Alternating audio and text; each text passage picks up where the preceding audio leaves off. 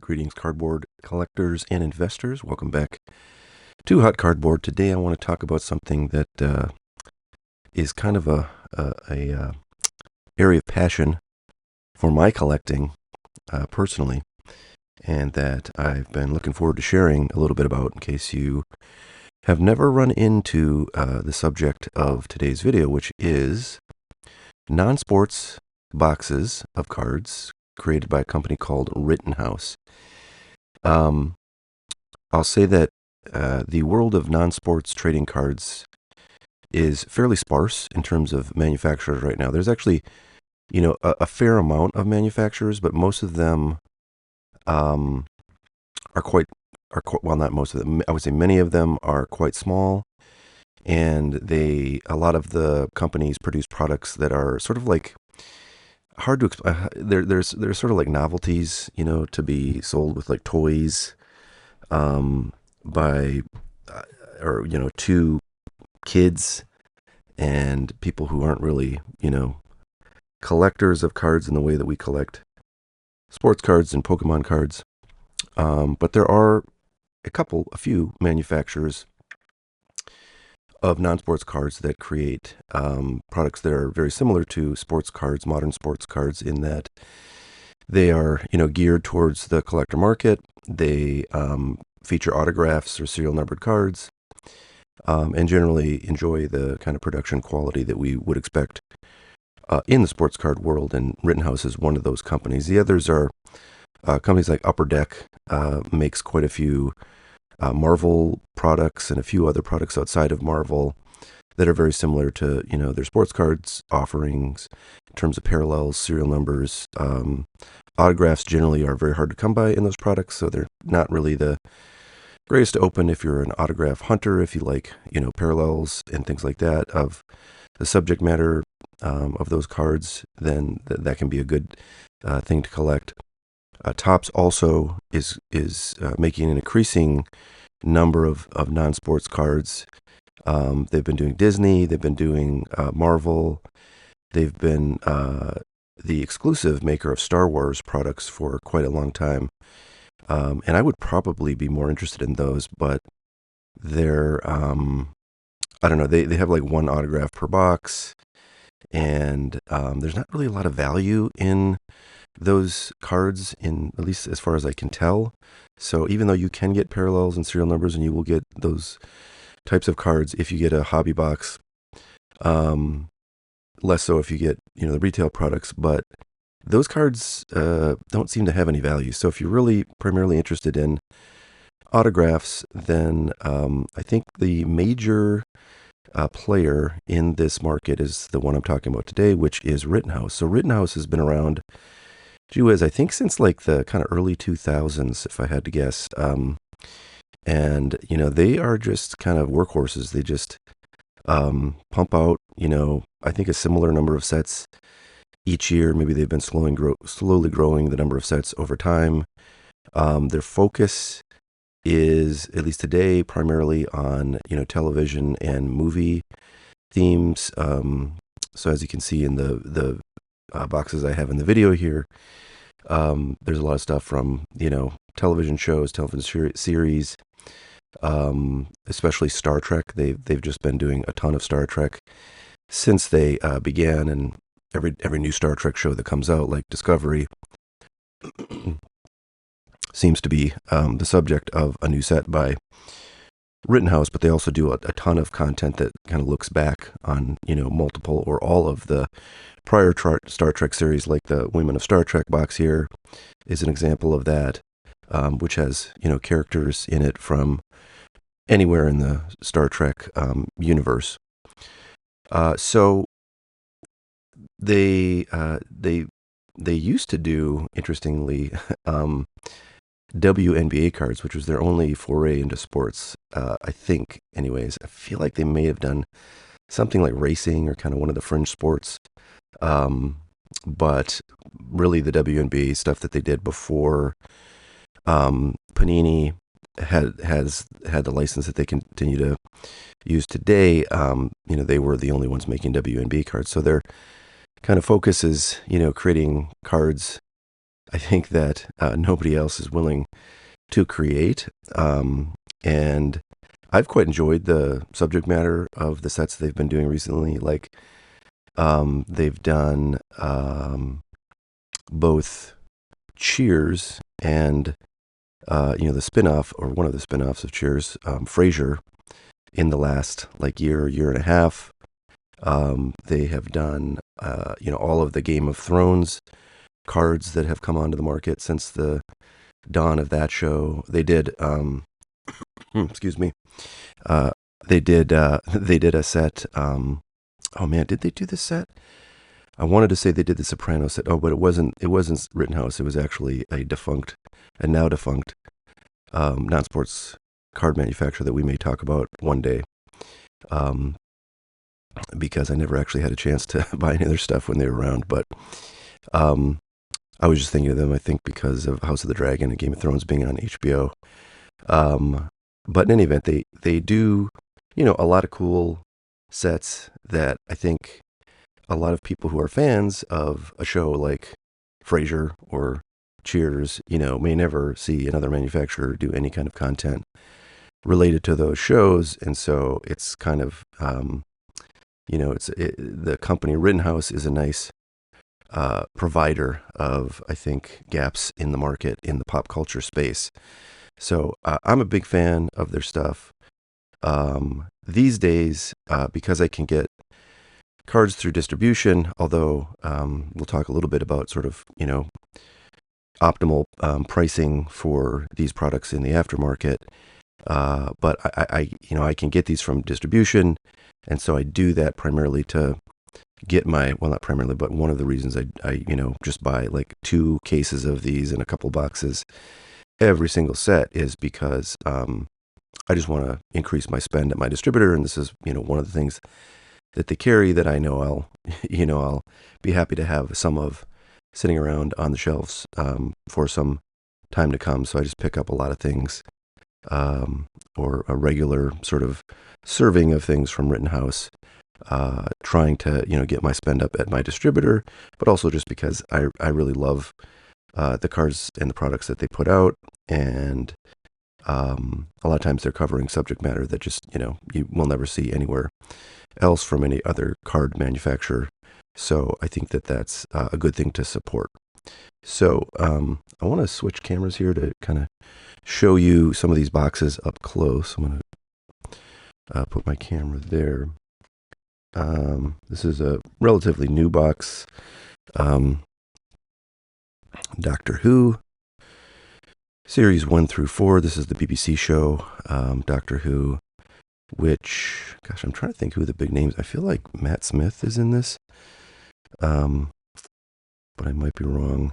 So this is from, let's see. Oh man, they're not going to put a year on here, are they? But it's relatively recently that they came out with this set. I want to say in the last like 2-3 years. But what's interesting about one of the things that's interesting about these boxes, about all Rittenhouse boxes, is they have this little seal sticker on there, and on the seal sticker is a number which shows the serial number of the box and how many total boxes were printed, which is fantastic information to have. If only all card manufacturers were that sort of transparent about the print runs. But it'll be interesting to see as we look at some of these boxes, which boxes are produced in relatively low numbers and which are at high numbers. And then we'll look at some of the more valuable sales of Rittenhouse sealed boxes in the last several months, looking at a search from 130 Point and seeing what the highest sales of boxes are. Because one question I think many people are wondering is like, is there really a play to be made investing in these things, buying and holding them for the long term? And I think we'll see that the answer is, probably yes, at least for certain of the subjects of these cards, but it's definitely a slow grind. There's no quick flips in the world of Rittenhouse, but you do have some advantages as a buyer in the aftermarket as opposed to someone like me who buys from distribution, as I will explain when we get to talk about pricing. But in any event, that is what a box looks like. They make a lot of boxes in this form factor, where it's kind of like a little square, and a couple inches deep. And they also make, a few other form factors of boxes that I can show you. Like this one, is a bigger square, but this is the Game of Thrones Iron Anniversary. They did at least two of those. And then this is a box from quite a while ago, that is sort of a more traditional rectangular box that you would see with sports cards or, TCGs. And they actually just did a Star Trek set that had a box like this. So I never really can tell, like which shape of box they're going to use and why they prefer to do certain shapes, for some sets and other shapes for other sets. So I'm not sure there's actually an answer for that, or it's just kind of the whim of, the company. But that's what these boxes look like. And generally speaking, MSRP on these boxes is, about like $110 to $120, I believe. And usually when these release, we'll move over to the window where we're going to look at some sales. But usually when these release, they are, they flood the market, and you can get them for probably cheaper than, you're going to see them reliably in the coming years or maybe months. So right when they come out can be a good time. There's a lot of dealers that get these, and for the same reasons that I do, they want to get their spend up at distribution, but they actually have no interest in carrying them long term, so they'll just try to order them and then liquidate them as quickly as possible, usually at a little bit of a loss, but it gets them off the books and frees up shelf space, which can be quite valuable. But generally these are MSRPing, I think, for right around that $120 mark, but market price tends to be often, especially on sets that are kind of for less popular shows, like this one, come on, Foundation is it's a cool sci-fi show on Apple TV. So not a lot of people have seen this show compared to like Game of Thrones or Cheers or Star Trek. So it's an IP that is definitely less widely known, and so consequently these sets tend to be much less popular and sold for more of a discount. But I do note that you'll see that this one is a box that they only made 2,400 of, so it's actually less than half of that one that we looked at, which was Doctor Who. And I think they they print more of sets that are more popular IP. So House of the Dragon on HBO, which is part of the Game of Thrones franchise, they made 9,000 of, which is quite a lot. And that Enterprise one that we saw is actually 10,000 of those. So I think they're strong believers in the power of at least the larger Star Trek franchises. This one, 6,000 for Discovery, because it's not really one of the more popular series in the Star Trek universe. But let's look at some of the sales. So basically what I did, I just did a search for sealed boxes of Rittenhouse that have sold in whatever the default time frame is. I'm not sure what 130 point, what their time frame is, but it looks like it's going back to 2025. So maybe it's a year or so that they go back. On eBay, if you search, it's 90 days. The reason I didn't use eBay today is because they want you to log in for you to see like any data past like this very basic set of data that they could give you with a search. And they didn't do that before, so I don't know what the deal is. But in any event, I'm happy to go elsewhere with my searching business. But so I just searched 130 point for, you can see the search here, Rittenhouse sealed box, and then minus case, so we don't see any cases. And we'll see that there are boxes, that's selling for, thousands of dollars. Here's an Avengers one. Now this one, that orange sticker, I think means it's kind of a special box that has, yeah, it's an archive box, so it has like extra autographs in it. And you can get those boxes. Typically, I think those boxes are like rewards that they give to dealers if they buy a certain number of cases, and it's kind of an insane amount of cases, like 6 or 8 or something like that. Sometimes I think about maybe doing that, but I'm actually not even sure I can do that through my distributor as opposed to buying from Rittenhouse directly, because they do sell directly on their website for their MSRP pricing, which is typically not, very good. So anyways, when you see these stickers, it's a box that's actually quite different. So like Picard season 1, the regular boxes of this are probably, $150 or less. I have, probably a case of those, or maybe 2 cases.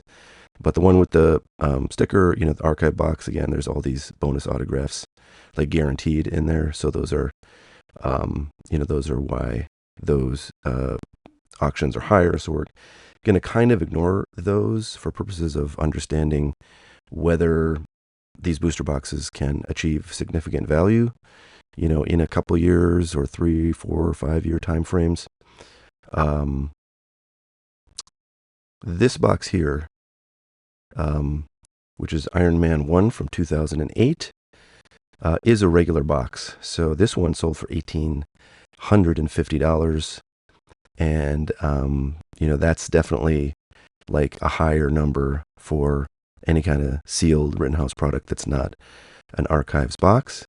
And we'll look for a few other kind of super high dollar ones. There's another Iron Man. So I'm guessing, these are pretty high demand. I think, so they used to do a few things in the, let's see if this is going to take me. They used to do a few things in the Marvel world back when Rittenhouse had a license. And I think all of those Marvel products that they made were, pretty sought after and continue to be sought after today. So a lot of them will be showing up if you look at a list of the highest price items. I don't know why this is not coming up, but we will see if we can reload that. There we go. So, I can't remember what I was going to look at on this. Oh, I was going to try to see if I could see how many of these they made. I'm guessing it was probably, somewhere between 3,000 and 5,000, based on what we've seen on the stickers of the boxes that I have. But we will have to wait until we see a better image. So all these are the archive boxes, or I see they're calling them incentive boxes as well. Again, it's because they're, an incentive to purchasers of multiple cases. And generally all these that are over, like $1,000 are going to be those incentive boxes. There's another Iron Man. There's a WNBA box back from 2013 when they made them. So those definitely have appreciated significantly. This is actually a factory set. So I think it's a 100 card complete set. And there's like, I think, 1 autograph in here that you get. So these are pretty rare. Says there's only 500 made. Here's a lot of the Game of Thrones from Legend of the Realm, which is just kind of, I think, a multi-season product. There's 6 boxes sold for almost $1,200, so we'll call that $200 a box. More incentive boxes.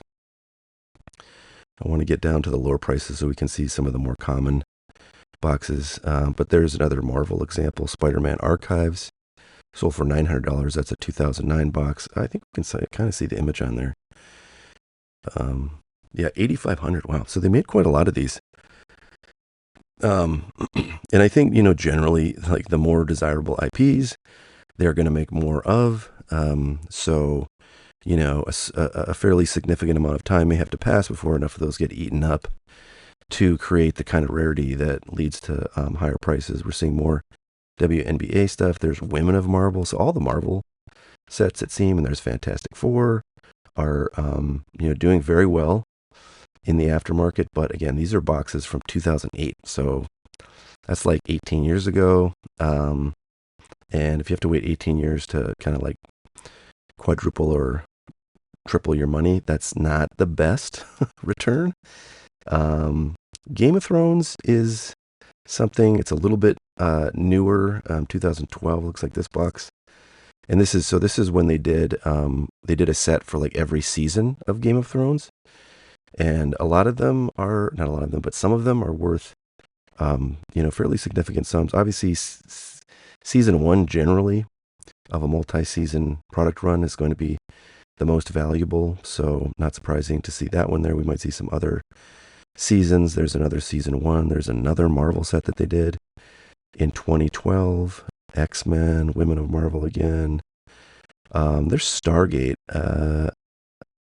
Yeah, I don't have any Stargate, unfortunately, but that's the same size and shape of box as that Star Trek Enterprise box that I have. Here's Twilight Zone from 1999. So that might be one of the earlier boxes that they actually made.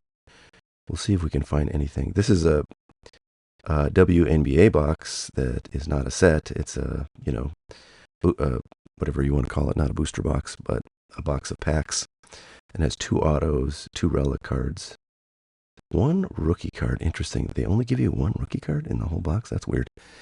More Marvel, Dangerous Divas. There's lots. Those are not very interesting. So, I think, and there's another, they just make so many Game of Thrones sets, and just give them, names that aren't tied to a particular series. And some of them do fairly well. This is from 2017.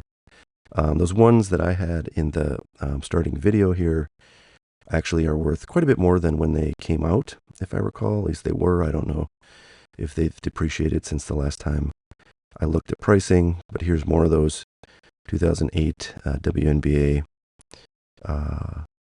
hobby boxes. Trying to look for things that are different. More WNBA. That's 2006. So the oldest box we've seen is 1999.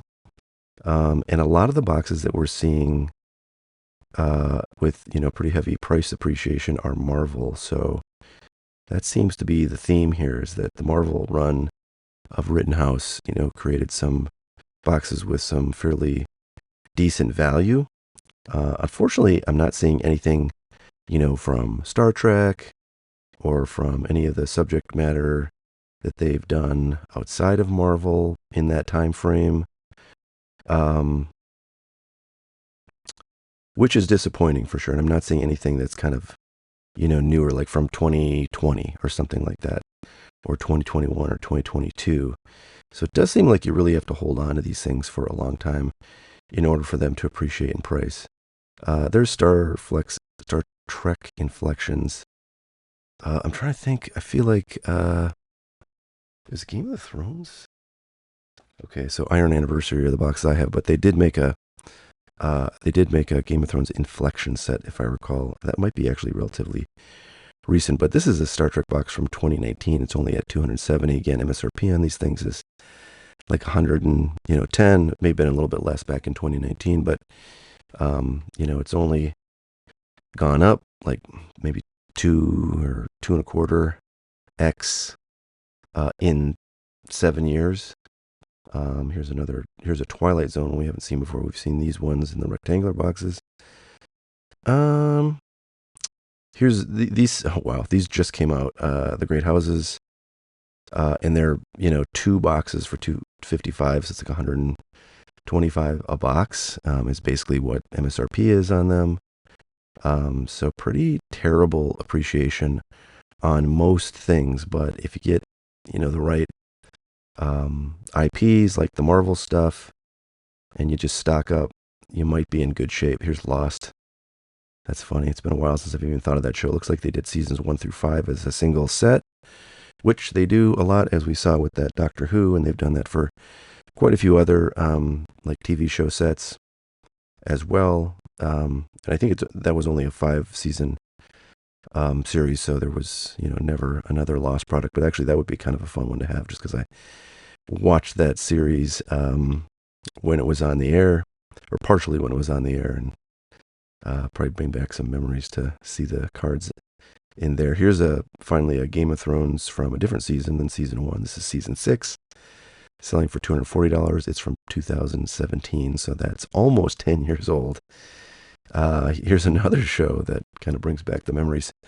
Heroes from 2010, sells for $235. Here's a James Bond box from 2013, another James Bond box from 2015, selling for kind of right around that price, $230. Okay, here's probably what I was thinking of when I was thinking of other sports that Rittenhouse did. IndyCar, I guess they did at least one set of.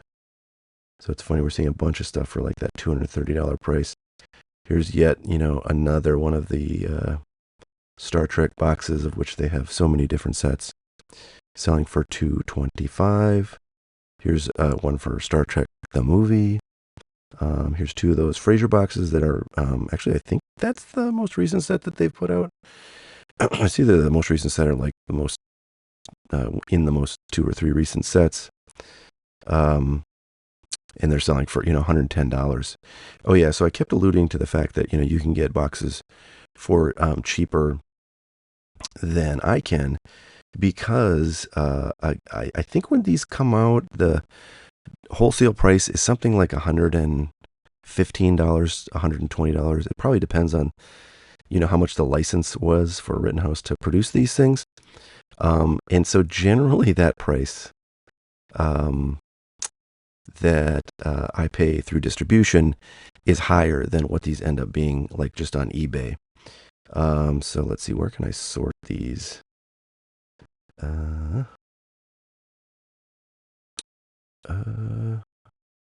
I had it. Oh, it's down here, I think.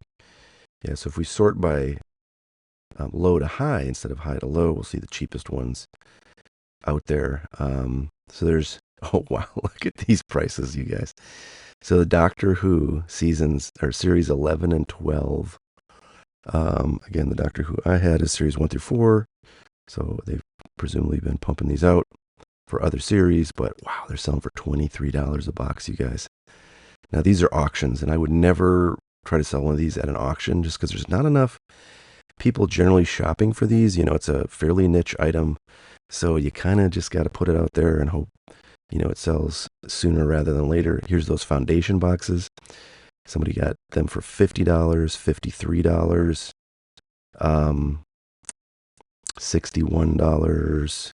This is actually, this is like an older, now this is open, so it's a little bit hard to say much, and it's also a fixed price, so it's like, that's what they listed at, so that's what it's sold at. You don't really know what the market is.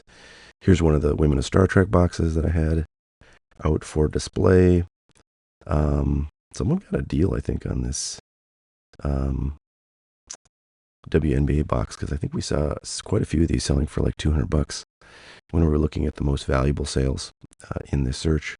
There's Star Trek Discovery. Again, these like more recent Star Trek series sets are usually pretty poor performers. So I would definitely look for those, on the cheap in the aftermarket. So this kind of gives you a sense. Again, my price from distribution is like $115, $120 a box. Here we're seeing lots of boxes that can be had for, $50 to $80. So if you are drawn to these boxes or these IPs at all, you can definitely get, great deals. And, if a box appreciates to $150 and you only paid $70 for it, that's actually pretty good performance. If you're like me and you paid $115 for it, then, it's pretty bad news. Oh, this is kind of a fun one. Battlestar Galactica, $95. Man, I would have absolutely bought this thing. It kind of makes me want to go and do like some searches or some like subscribe searches on eBay for Rittenhouse boxes that are ending on auction, because it's just I just think it doesn't make any sense to sell stuff that way. And now these are the lowest price listings in the search, so maybe it's actually not that common for them to sell for so low. We would find out if we kept looking through here, but we're not going to look through this forever. There's Umbrella Academy, under distribution price. There's a Star Trek set. I don't know what year that's from because they don't say. X-Files. These boxes have been super cheap forever. I have a couple cases I bought for like, $90 a box in a sealed case form. So there's deals to be had, folks. Deals to be had. We have Stargate, season 8. And if you like any of these IPs, I think you can find these for very good prices in the aftermarket. Just because, again, stores are often just trying to get these off the books. Um, at one point, I was buying some of these Enterprise and kind of the older, like 90s and early 2000s Star Trek show sets, just because I've watched a lot of them and I'm kind of sentimental about them, so I bought them for that reason. I think this is one that I have. Actually, is that the exact one? I know they did multiple seasons of these, but oh yeah, it's different than the one I have. So it's something I probably would have bought if I known about it, but I didn't. So what can we conclude, folks? These things are not the best investment, certainly. I still love to have them because at some point I just want to have a lot of variety of sealed boxes, non-sports boxes from a bunch of, different shows and movies. And, I can get access to these things in quantity from my distributors. So I'm happy to continue buying them. And one of these days, one will be a pretty big hit. This one here, House of the Dragon, actually is probably the best performer. This is a pretty low sale. These, have been selling in the past for like over $200. Now, as the show kind of ended season 1, and there was a long gap until season 2, and then an even longer gap until season 3, which is on right now. Interest in these have dropped a bit, but there's a relatively good list of names that are autograph signers in this, just because the cast has a few good stars in it that I think might, go on to do some good stuff beyond the show. But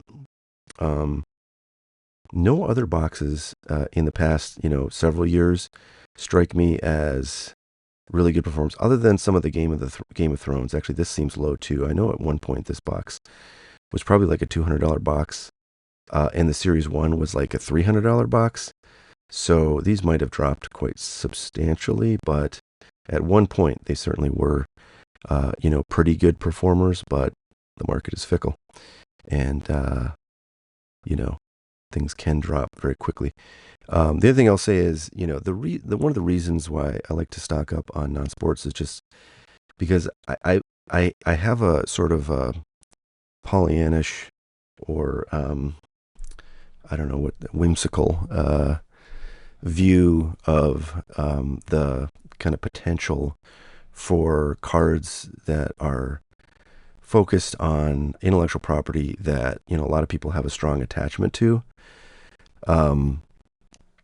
So that makes me believe that there is a universe in which a lot of these things become much more collected than they are today. And if that happens, a lot of these products, have pretty small print runs. I mean, like even 10,000 boxes at the high end is a very low print run for just about any other type of collectible cardboard. So, I think in a world where like pop culture collectible cards are more popular than they are now, these are going to be, really great things to have. Now, that may never come true. And truth be told, other than, kind of a brief period of time, like during the pandemic boom, when a lot of older non-sports stuff, like from Topps, things that don't have autographs in them, those things really, popped off.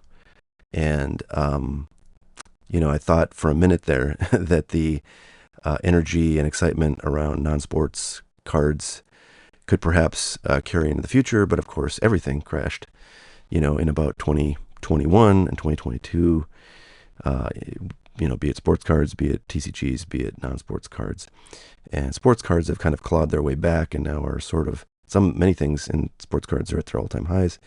Pokemon is at an all-time high. A lot of TCGs are at all-time highs right now. But and a lot of like, the older Topps sealed products that were not that were sports related stuff are at all time highs or close to it, anyways.